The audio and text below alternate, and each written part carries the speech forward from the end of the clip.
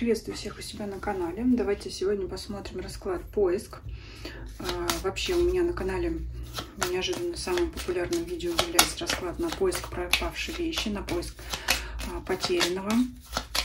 Расклад делаю на колоде Ленорман. Также оставлю ссылки. Поиск потерянной вещи. Еще мы таким же способом искали, где встретить нового мужчину, где встретить новую женщину, да, спутницу или спутника жизни. На 12 домов расклад делается.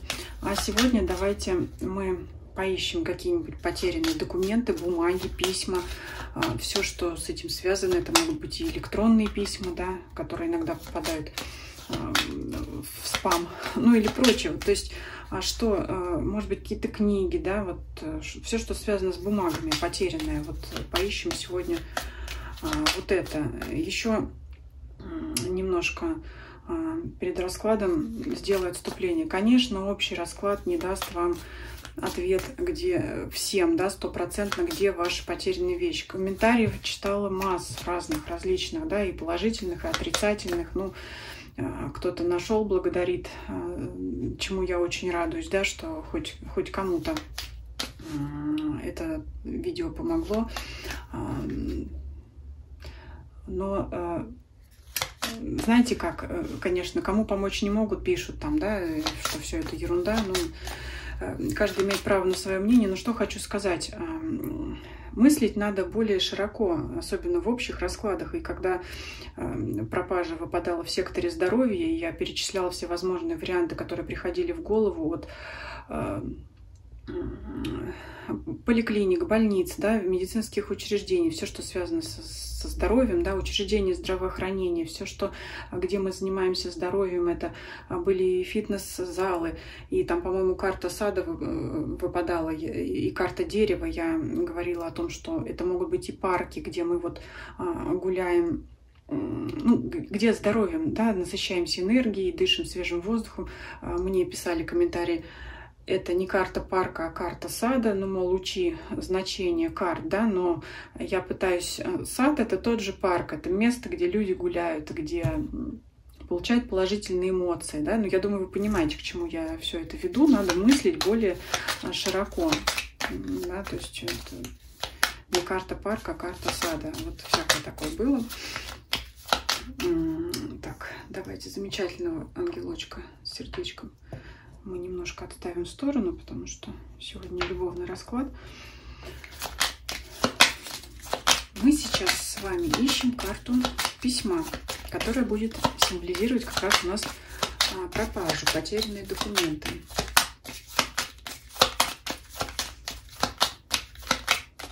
Договоры, да, кто-то что-то там, может быть, на работе найти не может. Какой-то документ, да, у контрагента или еще у кого-то. Ну, даже сейчас не буду, у меня уже мысль вперед расклада бежит, да, мало ли у кого какие документы. Может быть, кто-то потерял свою любимую колоду Таро, положил его в какой-то шкаф или находится в другом месте, в другом доме, в другой квартире. Это же тоже бумаги. Я просто пытаюсь вам привести пример, что под эти бумаги можно загадать. Ищем карту письма, да, условно говоря, потерянные документы, письма, бумаги и так далее. Ищем наш сигнификатор.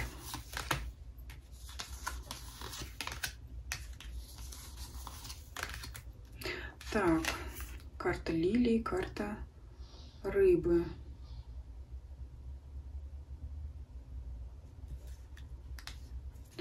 Ну, у кого-то это бумаги с деньгами могут быть связаны, да? Финансовые какие-то документы. Может быть, деньги вообще потеряли, да? Положили в конверт, заначку в книгу, и теперь не знаем, где она. Карта лилии показывает искренность. Что бы она здесь могла вообще обозначать? Искренность, честность. Знаете, такое ощущение, что никто не крал. Да? То есть, если вы, может, подозреваете, что кто-то у вас это украл, нет, здесь карта искренности падает. Если это деньги или денежный документ, то, ну, по крайней мере, вот первоначально на это не показывает. Посмотрим еще круговой расклад. Не будем забегать вперед, просто пытаюсь понять, что нам это дает. Рыбы и лилии. Либо это документ, который связан с раскрытием какой-то информации финансового плана. Либо, если рыбу не воспринимать как денежную карту, а как карту глубины, это вообще документ, который проливает свет на что-то, да, на какие-то глубины, на какую-то глубокую информацию, которая ранее была неизвестна, если вот так вот характеризовать. Тут масса вариантов тоже может быть разных. Но это для начала у нас. Так, хорошо. Глубоко. Где-то еще, знаете, глубоко лежит, может быть, на дне ящика, да? Это какая-то глубина. Вроде... Ну, сейчас еще, да, не хочется забегать вперед, но это глубоко такое ощущение, что вот положили под другие бумаги, да, в папку под другими папками, и вот там вот. Либо это на самом деле может быть где-то как, я не знаю, в глубине чего-то, в глубине сундука, шкафа, ящиков, в середине книги. Какая-то вот глубина. Где-то вот надо что-то приподнять, и там оно лежит. Вот еще что такое может быть. На глубине залегло где-то. Под другими бумагами, когда мы, знаете, на столе накладываем, а потом вроде где-то было, и вот надо копать, а оно раз в самом низу. Когда мы ищем карту сигнификатор, перебираем всю колоду, перебираем, и она раз в самом низу. Не на видном месте где-то бумага лежит, нет, не под носом. Это не когда мы держим шариковую ручку в руке, ходим по всей квартире и ищем эту шариковую ручку. Это не такая ситуация. Действительно, где-то лежит... Ну, где-то, знаете, как на дне чего-то. На дне ящика, на дне предмета, на дне коробки, на дне стопки. Так, 12 домов. Раскладываем круг и смотрим, в каком доме у нас выпадет.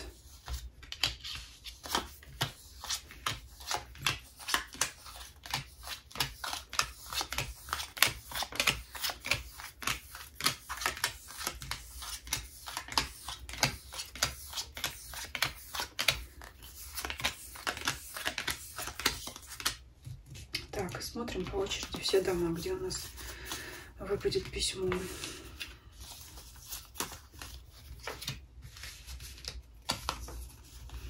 Так, третий дом. Это дом общения, коммуникации. Третий дом торговли. Опять выпадает вот это при карте рыбы, при карте глубина, да, хотя я, когда смешивала колоду, положила их в разные места. Все-таки вот именно важно опять подчеркивать нам, либо это финансовый документ, это может быть какой-то спорный документ. Но третий дом все-таки говорит о том, что могут быть здесь заинтересованы какие-то третьи лица, которым невыгодно это. Вот украсть нет, но спрятать мог кто-то, потому что кому-то это невыгодно. Вот эта информация, кто-то припрятать от вас мог.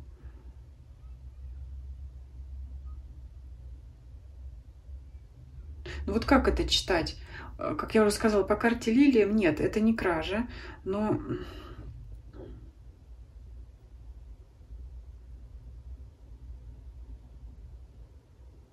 То ли это как-то, знаете, это все равно как спрятать заначку от жены, чтобы она не нашла, а потом самому про нее забыть, да? Это прям анекдот здесь прорисовывается. Куда-то глубоко засунуть в книгу, чтобы кто-то не нашел. Но это не кража, понимаете? Я вот пытаюсь объяснить, что кто-то... Эта карта, третий дом общества, общения с другими людьми, есть влияние либо этих людей на эту пропажу, либо вы действительно спрятали и забыли, чтобы кто-то другой не нашел, спрятали так глубоко, что даже теперь сами найти не можете. Здесь вот на такую картину показывают. Либо спрятать эти деньги, либо этот финансовый документ, чтобы не возникло каких-то споров. Это может быть вообще какой-нибудь там, я не знаю, документ наследства или там даже завещание, да, чтобы не возникло споров между наследниками там, да, и так далее. Вот такая ситуация здесь может быть. То есть до какого-то времени эта информация припрятана, скрыта.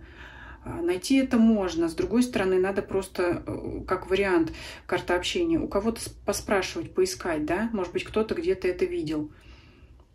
Наоборот, да, то есть может ситуация и ровно быть наоборот. Никто не прятал, никто не крал, уж тем более, но вот вариант поспрашивать, да, кто-то видел, кто-то знает. Вот это может помочь. Но все равно такое ощущение, что эта информация, либо эти деньги, вот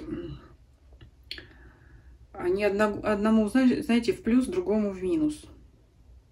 припрятать деньги, чтобы их сохранить, чтобы их никто не потратил, либо чтобы о них не знал никто, потому что какой-то там ссор, скандал из-за них может быть, да, то есть это вот что-то такое. Но опять конкретно место где, я уже сказала вам изначально, это опять где-то в глубине, на дне чего-то, ящика, там других, под кипой других документов, под стопкой лежит, да. Что тут еще метла дает с плетками? В принципе, еще знаете, что может быть? Это может быть такое место, куда вы, в принципе, всегда кладете подобного рода документы или вещи, но вот сейчас... Это как, знаете, когда замылился глаз, вы уже 10 раз в этом месте посмотрели и не нашли, а потом посмотрели 11 раз и нашли. И данная ситуация может говорить как о том, что, ну, скажем так, в излишне возбужденном состоянии и нервничая, вы просто пропустили, да, глаз не упал на нужную вещь, на нужную бумагу, ну, просто, знаете, как сильно эмоционируя, вы просто пропускаете каждый раз, пролистывая вот эту пачку документов там, и ищете искомый документ, вы каждый раз просто, не обращая внимания, его пролистываете, потому что все-таки карты говорят, что он лежит на том месте, где ему привычно лежать. С другой стороны, может быть такая ситуация, вы посмотрели один раз в этом месте, нет документа или денег, второй раз посмотрели, нет, третий раз посмотрели, и он там появился, потому что его кто-то подложил, потому что, ну, такое тоже может быть. Вот вы ищете, да, кто-то за вами наблюдает, там, взял ваш документ, прочитал, потом раз и подсунул на то же место незаметно от вас, и вы на следующий раз там же его находите, там же, где вы до этого его искали, его или документ, или их деньги, да, и опять они там появляются.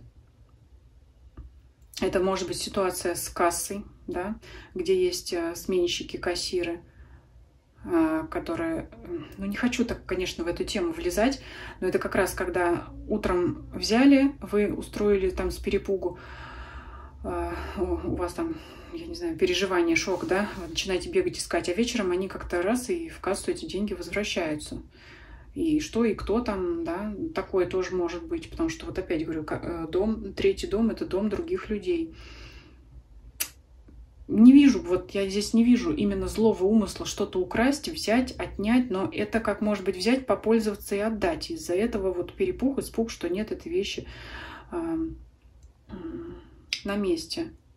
То есть, скорее всего, вещь вернется, вещь вы найдете. Это третий дом, это не, слава богу, не 8-й, где вещь поломана или навсегда потеряна, например, да. Но третий дом говорит о том, что через вот либо помогут вам вернуть эту вещь, найти другие люди, либо она через них пропала, но она все равно вернется. Вот здесь что-то такое.